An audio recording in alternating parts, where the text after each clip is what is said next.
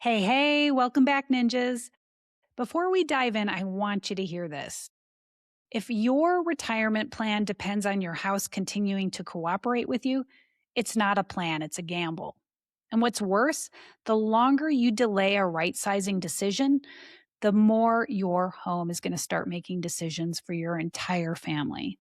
Where your kids live, what jobs they take, how your grandkids experience you, even how your body ages. Today's podcast, we're going to talk about what I call the right sizing ripple effect, which is how a housing decision can completely reorganize an entire family system. Because what I found for most people is that this is not actually a real estate conversation, it is a legacy conversation. I learned this from a couple that I worked with a few years ago. Linda and Tom were the kind of people who did everything right when it came to building a legacy that they could be proud of. They were in their late 60s and had been in their home for almost 30 years. It was this beautiful colonial outside Denver, paid off, great neighborhood. Both of their adult kids lived within driving distance. So, by classic American standards, they'd won the game. But the dream had a shadow side that I think was getting harder for them to ignore. Tom's knees were a mess. He had been putting off a knee replacement for 2 years, not because he didn't need it, but because the house was a rehab nightmare. Didn't have a bedroom or bath on the main floor, had multi level living, stairs everywhere. And he said something that stuck with me. He said recovery in this home would be near impossible. I'd have to stay upstairs and have Linda bring me everything for a few weeks. So instead, he just kept limping along month after month. Now, you might be thinking, okay, it's just a delayed surgery, no big deal. But I think it's important to realize it is a big deal. When mobility gets negotiated away a little at a time, it creates a downward spiral. Less movement turns into less physical capacity. Less capacity becomes less confidence. And as your confidence shrinks, your world shrinks to what your home will allow. That's exactly what was happening to Tom. And on top of that, they were drowning in what I call the maintenance tax. Not just the monetary cost of maintaining a home, but the cognitive load. That never ending mental checklist of yard work and gutters and bathroom tile repairs. And of course, constantly wondering what's going to break next. Linda and Tom estimated that they were probably spending at least an extra $600 a month on upkeep. And that didn't include the increasing property taxes and insurance. It also didn't include big repairs that they were putting off, like the roof that needed replacing. They were starting to wonder which was worse, managing the deterioration of their body or their home. And they even realized that taking care of that house wasn't just consuming their time, it was taking away from their health and the experiences that they had hoped to enjoy in retirement. But when I asked them the obvious question, why not right size? Linda gave me the answer I hear a lot.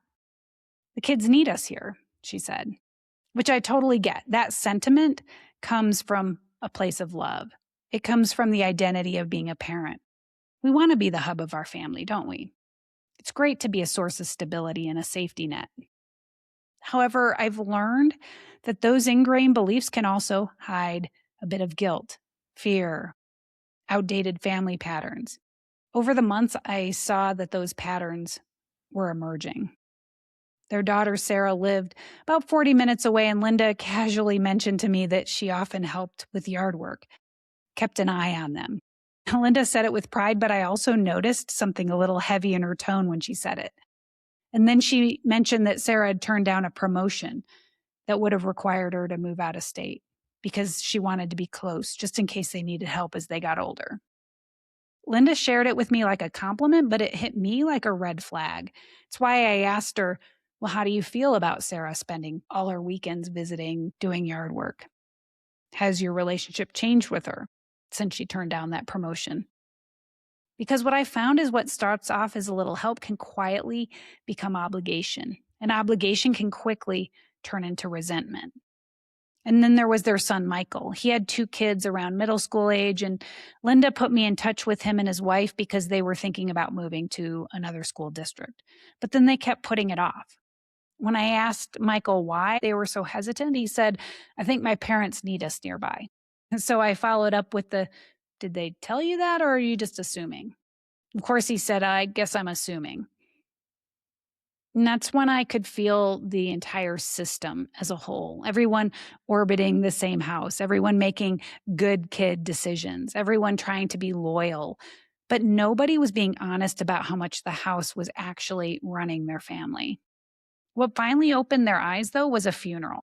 Linda's older sister died suddenly of a heart attack. And at the reception, Linda overheard her niece say something to the effect of, I wish she'd actually done some of the things she dreamed about. She kept putting things off, assuming she had more time. And when Linda heard that, she said it hit her like a freight train because she and Tom were just a few years younger than her sister, and they'd been putting things off for years. They kept thinking that they'd travel after the roof gets replaced, after Tom's knee surgery, after some elusive future date that never seemed to arrive. Now, the good news is it was enough to get them to finally talk to their kids directly rather than just making assumptions. Linda and Tom told Sarah and Michael that they were thinking about selling and moving to something smaller and easier to manage. Now, Sarah's knee-jerk reaction to that was, no, you don't need to do that. We can help more. But notice that Sarah wasn't saying, I want you to keep the house. I'm going to miss the memories. She was saying, I'll just work harder. I think there's a difference, isn't there? May come from a place of love, but it is love mixed with fear and duty, obligation.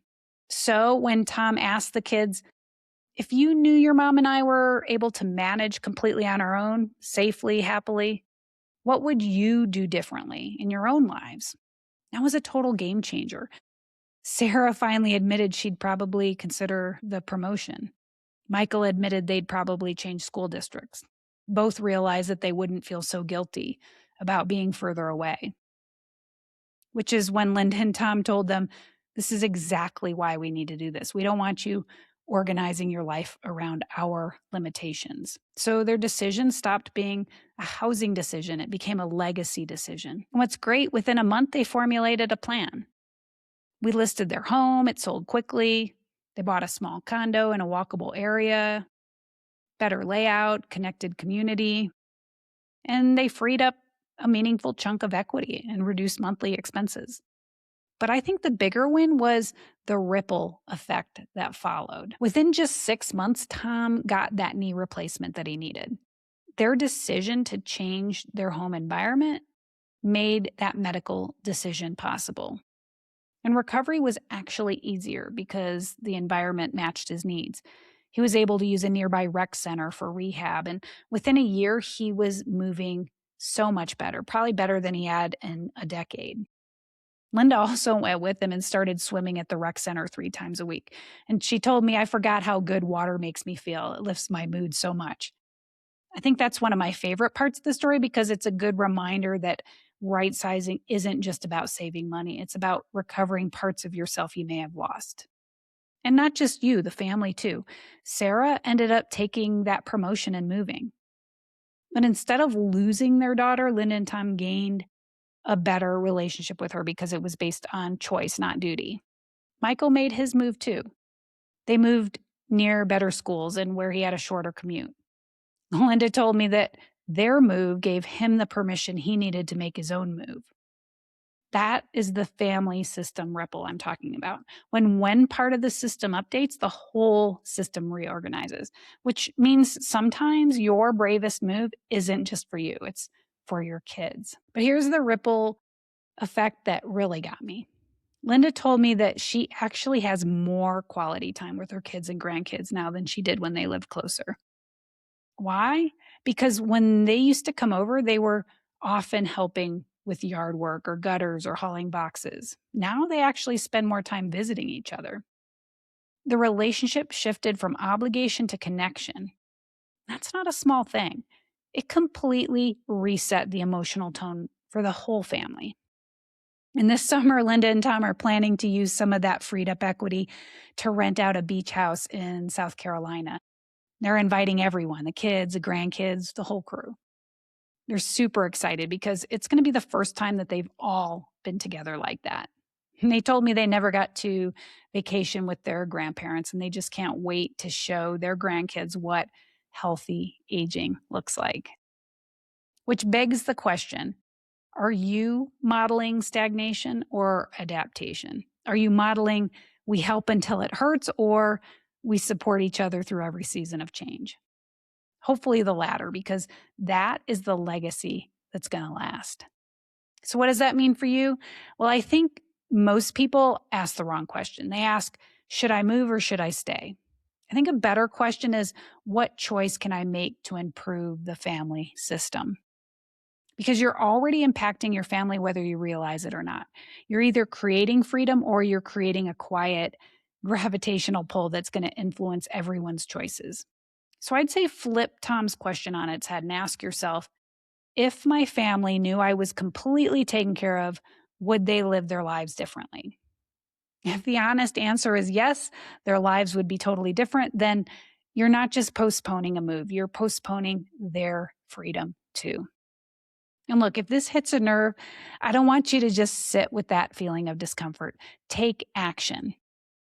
I created a right sizing scorecard to help you identify where the friction's really coming from.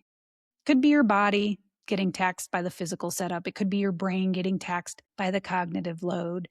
Whatever it is, that scorecard is going to be quick. It's going to be clarifying. It's going to turn a vague sense of we should probably do something sometime into a more useful question like, what's our biggest bottleneck right now? Just grab that scorecard at rightsizeretirement.com. And if you want help translating your score into a real plan with real numbers, real options, just hop on a call. You'll find a link to my calendar on that scorecard. That's it for today, ninjas. Until next time, live well, love more, age less.